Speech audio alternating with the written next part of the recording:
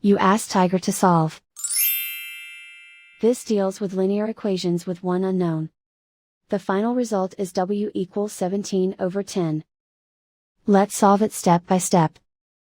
Simplify the expression. Expand the parentheses. Multiply the coefficients. Simplify the arithmetic. Group like terms.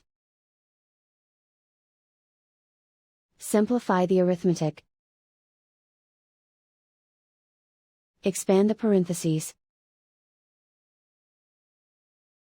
Group like terms.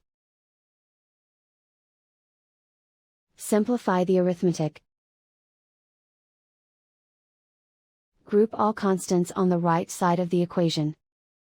Add 51 to both sides. Simplify the arithmetic.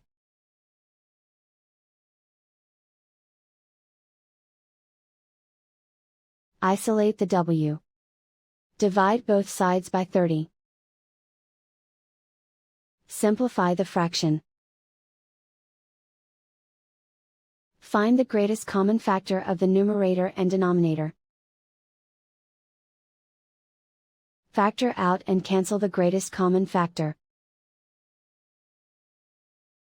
And so the final result is w equals 17/10.